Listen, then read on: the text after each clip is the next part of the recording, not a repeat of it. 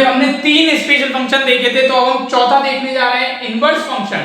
तो inverse function की definition क्या कहती है स्टूडेंट्स, एक बार रीड कर लेते हैं। Let a function y equals to fx be defined for the domain D and as a range R। ठीक है ना, एक फंक्शन है, फंक्शन क्या है, y equals to fx be defined for the domain D। इसका डोमेन क्या है, इस फंक्शन का डोमेन क्या है, डोमेन है स्टूडेंट्स D और रेंज क्या है, रेंज है स्टूडेंट्स R। ठीक है ना, डोमेन है D, रेंज है R, is such that for each value of y from the range R of the function there is a unique value of x in the domain. देखो क्या मतलब है, अभी तक स्टूडेंट्स मैं क्या कह रहा था आपसे, देखो y इक्वल्स टू fx कोई फंक्शन है, तो उसका अगर मैं कहूं ये डोमेन है D और उसकी रेंज है ये रही स्टूडेंट्स R, तो मैं क्या कह रहा था आपसे कि रेंज में इसके लिए, तो स्टूडेंट मैं क्या कह रहा था आपसे कि ये जो डोमेन की कोई भी वैल्यू होगी ना, डोमेन की कोई भी वैल्यू होगी, उसकी जो रेंज, उसके जो करस्पॉन्डिंग y की वैल्यू होनी चाहिए, डोमेन के करस्पॉन्डिंग जो y की वैल्यू होनी चाहिए, वो हर वैल्यू के लिए डोमेन की यूनिक होनी चाहिए। यानी कि अगर डोमेन में 1 है और 2 है और यहाँ 3 है और 4 है, और अगर मैं कहूं कि, और अगर मैं आपसे कहूं कि 1 3 से रिलेट कर रहा है, 2 4 से रिलेट कर रहा है, ठीक है ना, तो मैं क्या कह रहा हूं, इसके लिए 1 के लिए 3 है, 2 के लिए 4 है, यानी कि यूनिक इमेज है, यूनिक वैल्यू है रेंज के अंदर। यानी कि 1 के लिए 2 वैल्यू नहीं है, 1 के लिए क्या है, खाली 3, 1 के लिए क्या 4 है, नहीं है, यानी कि 1 के लिए एक ही वैल्यू है। तो ये क्या है, ये हो गया function y equals to fx। ठीक है, ये तो हो गया y इक्वल्स टू fx। अब मैंने क्या कहा, इनवर्स कब एग्जिस्ट करेगा फंक्शन का, inverse function of y equals to fx exist, ये तब एग्जिस्ट करेगा जब इसमें ये जो रेंज की जो वैल्यूज है, अभी तक तो मैं कह रहा था कि डोमेन के लिए यूनिक वैल्यू होनी चाहिए, लेकिन इनवर्स कब एग्जिस्ट करेगा, इनवर्स जब एग्जिस्ट करेगा जब मैं उल्टा बोलूं, यानी कि अब रेंज के लिए यूनिक वैल्यू होनी चाहिए डोमेन की। देखो, that for each value of y from the range में से हर वैल्यू के लिए of the function there is a unique value of x in the domain में यूनिक वैल्यू होनी चाहिए। समझे नहीं समझे, देखो इनवर्स का मतलब क्या होता है, उल्टा। इनवर्स का क्या मतलब होता है, उल्टा। तो y इक्वल्स टू fx अगर एक फंक्शन है, तो मैं क्या कह रहा था, मैं कह रहा था कि डोमेन की हर वैल्यू के लिए यूनिक वैल्यू होगी रेंज में। ठीक है ना, डोमेन की हर वैल्यू के लिए यूनिक वैल्यू होगी रेंज में। लेकिन मैंने क्या कहा, ये तो होगा क्योंकि ये फंक्शन है, ये मैंने कह दिया ये तो होगा, ठीक है, ये तो होगा ही होगा। लेकिन इस फंक्शन का इनवर्स यानी कि उल्टा, यानी कि इनवर्स फंक्शन कब एग्जिस्ट करेगा, जब मैं क्या कहूं कि रेंज में जो भी वैल्यूज हो उनकी यूनिक इमेज हो किसमें, डोमेन में। यानी कि इसकी हर वैल्यू के लिए इसकी करस्पॉन्डिंग एक ही वैल्यू मिलनी चाहिए। यानी कि फंक्शन कुछ इस टाइप का होना चाहिए, देखो 1 के लिए 3 है, 2 के लिए 4 है, या उल्टा जब करोगे आप तो 3 के लिए 1 होगा, 4 के लिए 2। ठीक है ना स्टूडेंट्स, तो ये क्या कहलाएगा, इस ऐसे फंक्शंस के लिए y इक्वल्स टू fx के लिए इनवर्स कब एग्जिस्ट करेगा, जब इस कंडीशन को सेटिस्फाई करे, यानी कि रेंज की हर वैल्यू के लिए डोमेन में जो वैल्यू हो ना, वो कैसी हो, यूनिक वैल्यू हो। अभी तक जब मैं y इक्वल्स टू fx की बात करता था, तब तक कहता था कि डोमेन की वैल्यू के लिए रेंज में यूनिक होनी चाहिए, यानी कि डोमेन की जो भी, डोमेन की कोई भी एक वैल्यू हो उसके लिए रेंज में जो वैल्यू हो वो यूनिक हो। लेकिन अब मैं इनवर्स फंक्शन की बात कर रहा हूं, तो मैं क्या कह रहा हूं, इस फंक्शन का इनवर्स कब एग्जिस्ट करेगा, इस फंक्शन का इनवर्स तभी एग्जिस्ट करेगा जब रेंज की हर वैल्यू के लिए डोमेन में यूनिक वैल्यू हो। ठीक है ना स्टूडेंट्स, तो ये थी उसकी डेफिनेशन। जो आप लोग डर रहे थे, कुछ नहीं डरना है यार, फंक्शन पता है, फंक्शन की कंडीशन पता है, उसकी अपोजिट जब मैं करूंगा तो इनवर्स फंक्शन की बात करूंगा। ठीक है ना, तो ये हो गई इनवर्स। ठीक है, तो ये होती है स्टूडेंट इनवर्स फंक्शन कब एग्जिस्ट करेगा। ये तो बात हो गई स्टूडेंट्स इनवर्स फंक्शन कब एग्जिस्ट करेगा। तो अगर मैं कहूं कि y इक्वल्स टू fx का इनवर्स एग्जिस्ट कर रहा है, तो वो किस फॉर्म का होगा, वो इस फॉर्म का होगा, x इक्वल टू gy। इसको कैसे पढ़ेंगे, x is a function of y। इसको कैसे पढ़ते थे, y is a function of x, लेकिन इनवर्स फंक्शन की बात कर रहा हूं तो इनवर्स फंक्शन इस फॉर्म का होगा। तो अब कैसे पढ़ेंगे, x is a function of y। अभी तक आप लोग मुझे बताओ कि इसमें डिपेंडेंट वेरिएबल कौन सा था और इंडिपेंडेंट कौन सा था। तो आप लोग झट से कहोगे सर ये इंडिपेंडेंट था, x क्या था, इंडिपेंडेंट था, y क्या था सर, डिपेंडेंट था। ठीक है, अब आप लोग देखो उल्टा हो जाएगा। उल्टा क्या, यहाँ पे x कैसा हो जाएगा, यहाँ पे कैसा था, इंडिपेंडेंट, यहाँ पे कैसा था, इंडिपेंडेंट, लेकिन इनवर्स फंक्शन में x कैसा हो जाएगा स्टूडेंट्स, डिपेंडेंट। ये x कैसा हो जाएगा स्टूडेंट्स, डिपेंडेंट। यहाँ पे था इंडिपेंडेंट, यहाँ कैसा हो गया, डिपेंडेंट, और y कैसा हो गया, इंडिपेंडेंट। y कैसा हो गया स्टूडेंट्स, इंडिपेंडेंट। यहाँ y कैसा था, डिपेंडेंट, यहाँ कैसा हो गया, इंडिपेंडेंट। यानी कि आप लोग याद रख लो, इनवर्स फंक्शन में जो डिपेंडेंट वेरिएबल होगा वो होगा x, और y कैसा होगा स्टूडेंट्स, इंडिपेंडेंट वेरिएबल। तो ये तो थी स्टूडेंट्स इनवर्स फंक्शन की डेफिनेशन और कुछ इंडिपेंडेंट और डिपेंडेंट वेरिएबल के बारे में। तो स्टूडेंट्स डेफिनेशन के बाद अब आगे बढ़ता हूं मैं। तो देखो स्टूडेंट्स, मैंने बता दिया था इनवर्स फंक्शन में क्या, कि जो डोमेन है y बराबर fx, देखो ये एक फंक्शन था ना, ये इनिशियली हम पे एक फंक्शन है, इनिशियली ये हम पे एक फंक्शन है, इसका मैंने इनवर्स फाइंड करा, और इस फंक्शन का इनवर्स जो मुझे मिला उसको मैं कैसे रिप्रेजेंट कर रहा हूं, उसको मैं ऐसे रिप्रेजेंट कर रहा हूं। ठीक है ना, तो ये जो पूरा ये जो लिखा हुआ है ये क्या कहलाएगा students, inverse function of this function. ठीक है ना, इस फंक्शन का अगर मैं इनवर्स फंक्शन लिखूंगा तो वो मैं किस फॉर्म में लिखूंगा, इस फॉर्म में लिखूंगा। यहाँ पे स्टूडेंट्स x कैसा था, इंडिपेंडेंट वेरिएबल था, y कैसा था, डिपेंडेंट वेरिएबल था, लेकिन यहाँ पे क्या होगा स्टूडेंट्स, x कैसा हो जाएगा, इंडिपेंडेंट नहीं, डिपेंडेंट वेरिएबल, और y कैसा हो जाएगा स्टूडेंट्स, इंडिपेंडेंट वेरिएबल। यहाँ पे y कैसा था, डिपेंडेंट, यहाँ कैसा हो गया, इंडिपेंडेंट। ठीक है ना स्टूडेंट्स, तो ये हमने बात कर ली थी। तो देखो स्टूडेंट्स, आप लोग खुद देखो, इसमें अगर मैं बात करूं तो डोमेन क्या होता था, डोमेन होता था possible values of x for which function exist. तो लेकिन अब इस फंक्शन की बात करूं तो इस फंक्शन के लिए डोमेन क्या हो जाएगा, जो इस फंक्शन की रेंज होगी वो क्या हो जाएगी, इसके लिए डोमेन हो जाएगी।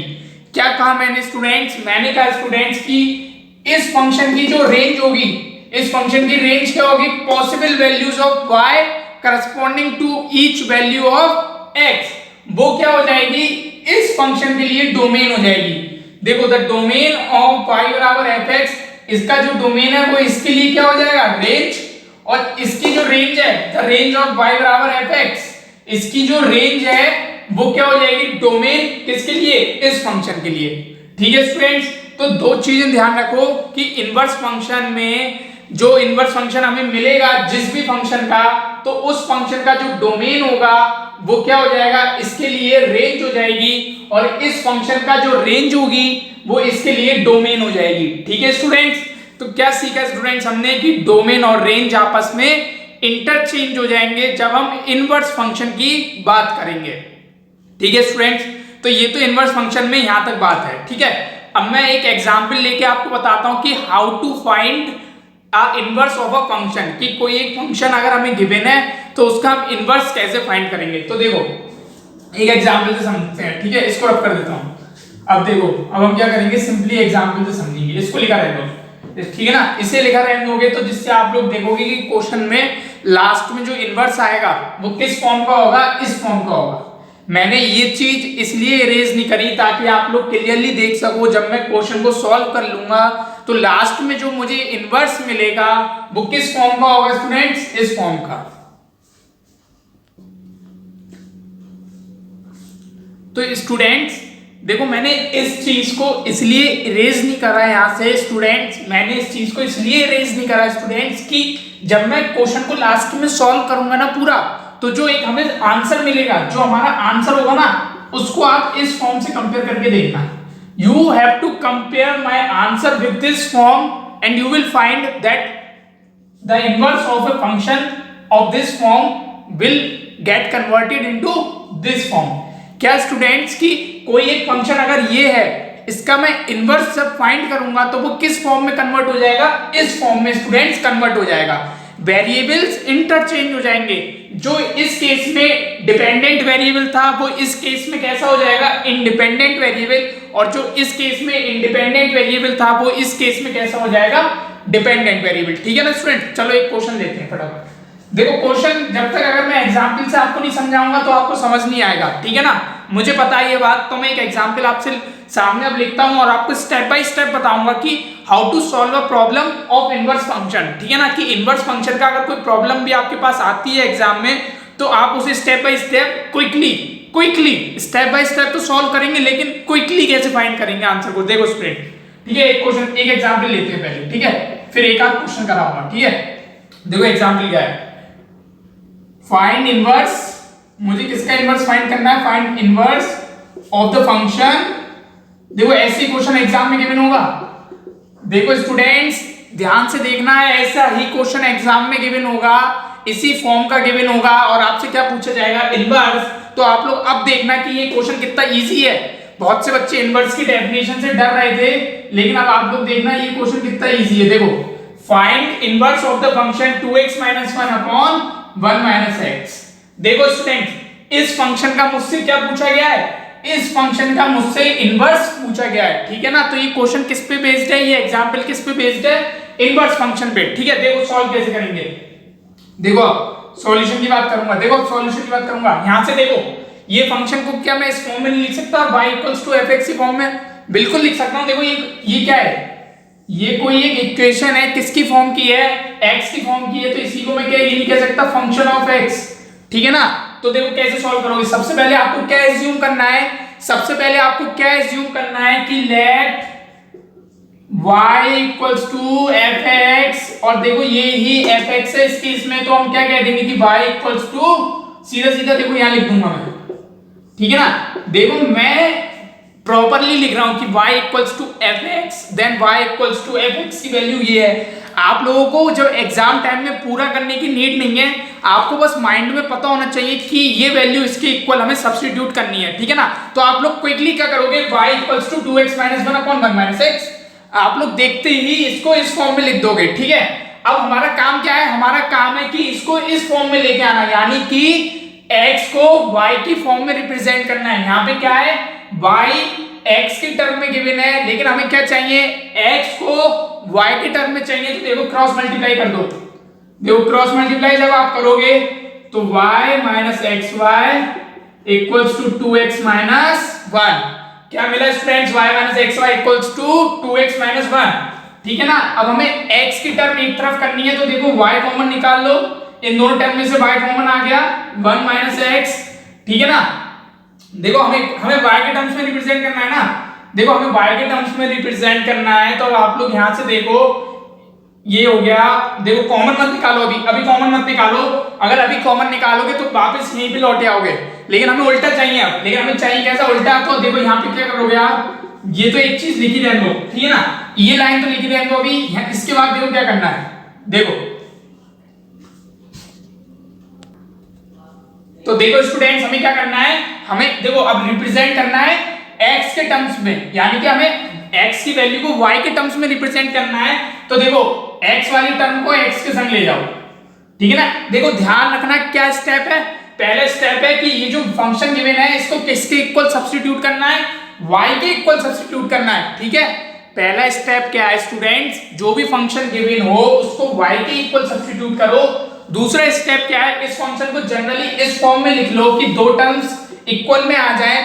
उसके बाद जितनी भी x की टर्म्स हैं, ध्यान रखना जिन जिन टर्म्स में x आ रहा है उनको एक साइड ले जाओ।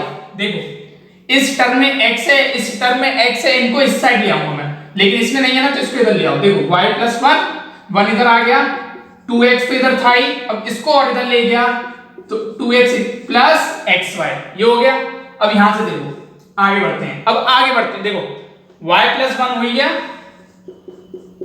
यहां से देखो स्टूडेंट्स x कॉमन आ जाएगा, x कॉमन आ गया ना, x कॉमन आ गया तो 2 + y। अब आप लोग समझ गए होंगे मैंने आपसे क्यों कहा था कि जितनी भी x की टर्म्स हो उनको एक साइड लिख लो, जिससे क्या होगा स्टूडेंट्स, x की वैल्यू इजीली आ जाएगी। अब देखो इसको डिनोमिनेटर में लिया इसके नीचे, तो x = y + 1 अपॉन 2 + y, या जिसको y + 2 भी आप लोग लिख सकते हो। देखो students x = something which is in the form of y, यही तो है ना, x = gy। तो इसको मैं अगर कंपेयर करूं, इसको ऐसे लिखूं x = gy, तो आप लोग मुझे बताओ जी वाई की वैल्यू क्या हो गई, जी वाई की वैल्यू हो गई ये जी वाई इक्वल्स टू कितना हो गया students, y plus 1 upon y plus 2। देखो स्टूडेंट्स ये क्या हो गया स्टूडेंट्स, जी वाई की वैल्यू हो गई। देखो मैंने क्या कहा, इनवर्स फंक्शन का कोई भी क्वेश्चन हो तो जो फंक्शन सबसे पहले हमें जिसका इनवर्स पूछा गया है, जिसका इनवर्स पूछा गया है उसको y के इक्वल सब्स्टिट्यूट कर दो। सबसे सिंपल बता रहा हूं, ये अगर रूल आपने फॉलो कर लिया ना तो सिंपली आप सारे क्वेश्चन सॉल्व कर लोगे। देखो सबसे पहले y के इक्वल सब्स्टिट्यूट करा, ठीक है। अब इसको जनरल एक सॉल्व कर लो, ऐसा सॉल्व कर लो कि दो इक्वल में टर्म आ जाए, ठीक है ना। देखो दो इक्वल्स में जब एक टर्म ये आ गई पूरी, एक टर्म ये आ गई पूरी, ठीक है ना। अब इसके बाद क्या करना है, जो इंडिविजुअल टर्म्स हैं जिनमें x आ रहा है, जैसे इसमें x आ रहा था, इसमें x आ रहा था, इनको एक साइड कलेक्ट कर लो। इनको एक साइड जब कलेक्ट करोगे तो कॉमन आपको मिलेगा। जब आपको कॉमन x मिल गया तो आप x की वैल्यू निकाल सकते हो। x की वैल्यू जब मिल गई तो देखो x equals to ji y की फॉर्म में आ गया, x equals to ji y की फॉर्म में आपको फंक्शन मिल गया। और यही तो हमें चाहिए था, ये ही क्या होता है इनवर्स फंक्शन, यानी कि इनवर्स फंक्शन आ चुका है हमारे पास। देखो इनवर्स फंक्शन क्या है, ये है इनवर्स फंक्शन यार। देखो इसको अगर इस फॉर्म में लिखोगे तो जी वाई की वैल्यू क्या होगी, जी ऑफ वाई की वैल्यू क्या होगी स्टूडेंट, जी ऑफ वाई की वैल्यू होगी y plus 1 upon y plus 2। ये देखो ये, ठीक है ना। यानी कि इनवर्स फंक्शन के क्वेश्चन में एक चीज ध्यान रखना, कभी भी ऐसा कोई क्वेश्चन पूछा जाए तो सबसे पहले जिस फंक्शन का इनवर्स पूछा गया है, जिस फंक्शन का इनवर्स पूछा गया है उसको y के इक्वल सब्स्टिट्यूट करना, ठीक है ना स्टूडेंट्स। तो अब आप लोग समझ गए होंगे कि क्वेश्चन को अप्रोच कैसे करना है। हमें फंक्शन इस फॉर्म का गिवन होगा, हमें फंक्शन को किस फॉर्म में कन्वर्ट करना है इनवर्स में लाने के लिए। इस फॉर्म में जब हम कन्वर्ट कर लेंगे स्टूडेंट्स तो हमें फंक्शन हमारा इनवर्स फॉर्म में मिल जाएगा, यानी कि इनवर्स फंक्शन मिल जाएगा। और इनवर्स फंक्शन देखो जब मिल गया तो आपको पता चल गई जी वाई की वैल्यू क्या है, ये है, ठीक है। ये तो थी स्टूडेंट जनरल बात। अगर आप लोग देखो तो इसको मैं अगर G Y x equals to ji Y ना लिखूं तो देखो इसको मैं क्या लिख सकता हूं, जी वाई को मैं ऐसे लिख सकता हूं क्या, देखो जी वाई ये क्या है स्टूडेंट्स, ये इनवर्स फंक्शन है ना, ये इनवर्स फंक्शन है ना, तो जी वाई को क्या मैं ऐसे नहीं लिख सकता, f इनवर्स ऑफ x। देखो ये f इनवर्स ऑफ x, यानी कि इनवर्स फंक्शन को रिप्रेजेंट करने का एक और भी तरीका है।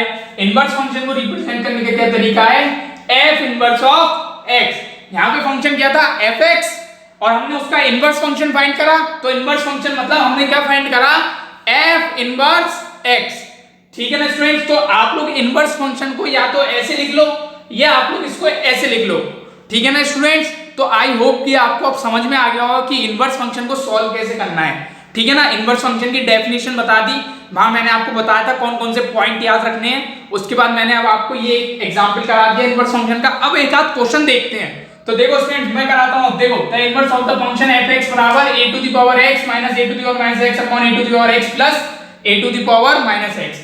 ये इस फंक्शन का इनवर्स निकालना है। देखो fx गिवन है, ठीक है ना। एक बार वीडियो पॉज करो, इसको खुद सॉल्व करो, फिर देखो कि आंसर सही आएगा नहीं आएगा।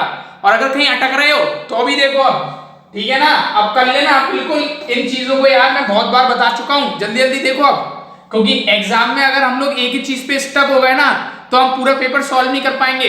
ऐसा क्वेश्चन देखते ही आपसे तुरंत 1 मिनट के अंदर सॉल्व हो जाना चाहिए। देखो मैं तो आपको स्टेप बाय स्टेप समझाऊंगा। देखो सॉल्यूशन देखो कैसे सॉल्व करेंगे, तुक्का मत मारने बैठ जाना एग्जाम में से कि कोई एक तुक्का लगा दो, ठीक है ना। देखो सॉल्व कैसे करेंगे जल्दी देखो।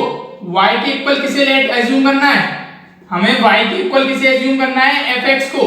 तो y equals to ax minus a to the power minus x upon a to the power x plus a to the power minus x। अब कुछ लोग क्या करेंगे, सर क्रॉस मल्टीप्लाई कर लो, ठीक है क्रॉस मल्टीप्लाई कर लो। चलो क्या करोगे, क्रॉस मल्टीप्लाई कर लोगे तो यहाँ पे ये टर्म रह जाएगी राइट हैंड साइड में, इधर ये रह जाएगी। कॉमन निकाल पाओगे क्या x की टर्म, कॉमन निकाल पाओगे क्या, नहीं निकाल पाओगे। क्या रूल लगेगा, componendo and dividendo, componendo and dividendo. क्या लगेगा, कंपोनेंडो एंड डिविडेंडो। अब यार सर बहुत बच्चे कहेंगे सर हमें यही नहीं मालूम ये क्या होता है। अरे यार ये नहीं पता ये क्या होता है, ये नहीं पता तो देखो क्या होता है ये, देखो मैं बता रहा हूं। देखो y इक्वल्स टू मैंने एज्यूम करा था ना, तो y को क्या मैं ऐसे नहीं लिख सकता, y अपॉन 1 लिख सकता हूं ना। किसी भी डिजिट के अगर डिनोमिनेटर में 1 लिख दूंगा तो कोई फर्क थोड़ी है, ठीक है। इतना समझ गए। अब कंपोनेंडो एंड डिविडेंडो यार कुछ नहीं होता, सिंपली क्या करना है, ये जो न्यूमरेटर होता है ना, न्यूमरेटर एक बार इसमें डिनोमिनेटर प्लस कर देते हैं। जैसे y का डिनोमिनेटर क्या है 1, तो इसमें हमने प्लस कर दिया एक बार डिनोमिनेटर, और डिनोमिनेटर में क्या करते हैं एक बार न्यूमरेटर माइनस डिनोमिनेटर। देखो क्या लिखना है, कंपोनेंडो एंड डिविडेंडो का मतलब क्या होता है, numerator plus denominator upon numerator minus denominator. ठीक है, सिंपली ये होता है कंपोनेंडो एंड डिविडेंडो का मतलब। ये हमेशा तभी अप्लाई होगा जब दो चीजें इक्वल में होंगी, ठीक है ना। ये कभी तुम इंडिविजुअल किसी कंडीशन पे नहीं अप्लाई कर सकते, ठीक है, ठीक है ना स्टूडेंट। इसको तुम कभी भी इंडिविजुअली किसी कंडीशन पे अप्लाई नहीं कर सकते। ध्यान से सुनो, इसको कभी भी इंडिविजुअल किसी कंडीशन पे अप्लाई नहीं करोगे। जब दो कंडीशन इक्वल में गिवन होंगी तभी आप कंपोनेंडो एंड डिविडेंडो का यूज कर सकते हो। तो कंपोनेंडो एंड डिविडेंडो क्या कहता है, numerator plus denominator divide by numerator minus denominator. Same चीज इधर होगी, न्यूमरेटर प्लस डिनोमिनेटर। न्यूमरेटर तो था ये, न्यूमरेटर था ये स्टूडेंट, देखो न्यूमरेटर था ये, ठीक है, प्लस डिनोमिनेटर। डिनोमिनेटर क्या है ये, divided by numerator minus denominator, numerator minus denominator, numerator minus denominator. Denominator क्या है ये,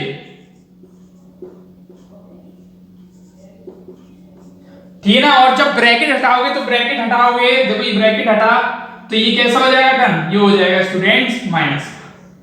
अब देखो क्या कैंसिल हो गया, देखो क्या कैंसिल हुआ, देखो ये कैंसिल हो गया, minus A to the power minus X इससे कैंसिल हो गया, plus A to the power minus X से।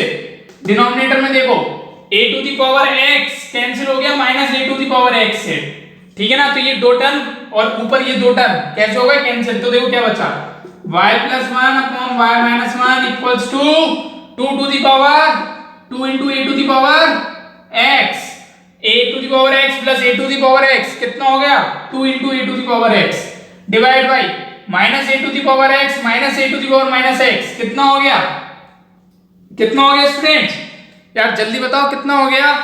ये हो गया minus 2 to the power a to the power minus x, कितना हो गया minus 2 a to the power minus x। ठीक है स्टूडेंट्स, इतनी बात क्लियर हुई, इतनी बात क्लियर हुई तो आगे बढ़ते हैं। देखो अब आप क्या करो, ये देखो 2 से 2 कैंसिल, 2 से 2 कैंसिल और 1 इसको अब देखो 2 से 2 कैंसिल, तो देखो y plus 1 upon y minus 1 equal to minus 2 से तो 2 कैंसिल हो गया, 2 से 2 कैंसिल हो गया। ध्यान रखना इस चीज को। आगे देखो a to the power x तो ऊपर था ही, ये जो डिनोमिनेटर में a to the power minus x लिखा है इसको कैसे लिख सकते हैं, 1 upon a to the power x लिख सकता हूं ना।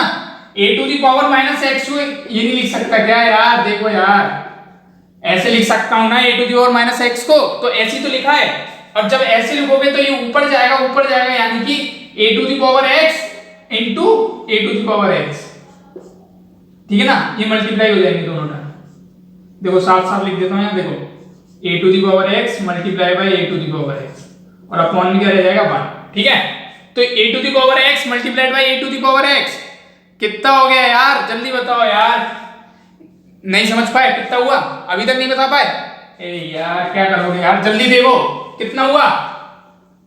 इतनी चीजें तो सीख लो यार स्टूडेंट्स, कंपोनेंडो एंड डिविडेंडो मैंने बता दिया, इसका बहुत यूज हो जाता है यार स्टूडेंट्स। तो देखो अब मैं थोड़ा सा रफ करता हूं, ये वाला पार्ट थोड़ा रफ कर देता हूं। देखो ये ऊपर वाला पार्ट थोड़ा रफ कर रहा हूं, ठीक है। और ये थोड़ा सा क्वेश्चन तो चलो लिखा रहने दो, क्वेश्चन की कोई ऐसी दिक्कत नहीं है।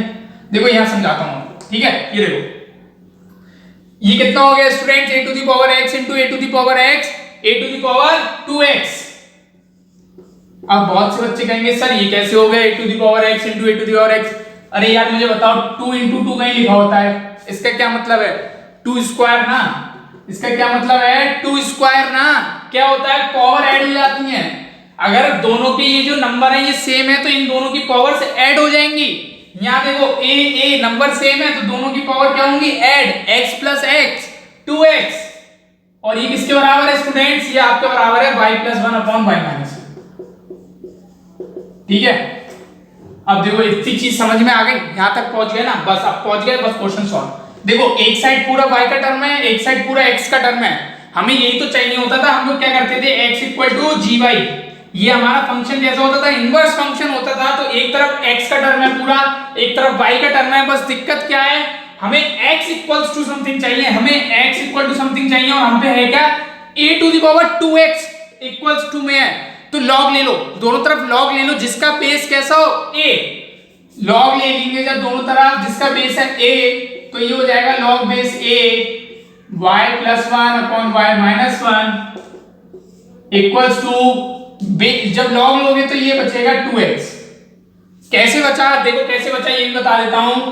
log base a to the power 2x, आप ऐसे लोगे, दोनों साइड log ले लिया, तो देखो log 2x बाहर आ जाएगा, 2x यहां आ जाएगा, और log बेस a की वैल्यू कितनी होती है 1, तो कितना आ गया 2x। ठीक है ना, तो इस चीज को याद रख लो। और अगर चलो ये नहीं याद है यार, तो मैंने इसे समझाया है लॉगरिथमिक फंक्शन, जब मैंने बता रहा था तब मैंने लॉग फंक्शन को थोड़ा वहां पे एक्सप्लेनेशन दिया था कि कैसे होता है, क्या मतलब होता है लॉगरिथमिक फंक्शन का, तो उस चीज को देख लो पहले। ठीक है, तो देखो ये ऐसे हो गया। अब क्या हुआ, x के इक्वल चाहिए, तो इसको 2 को इधर ले आएंगे, तो 2 इधर आ जाएगा 1/2, और यहां से 2 हट गया। देखो x इक्वल्स टू क्या आ गया, x इक्वल्स टू क्या आ गया, x इक्वल्स टू ये आ गया। ये ही क्या है students, inverse function x equal to ji y. देखो x equal to ji y क्या है, ये रहा, ये क्या है students, inverse function. Option check करो फटाफट, ऑप्शन चेक करो यार, कौन से ऑप्शन में है, ये है नहीं है, ये है नहीं है, ये है। देखो y plus 1 upon y minus 1, ध्यान से देखो, y plus 1 upon y minus 1,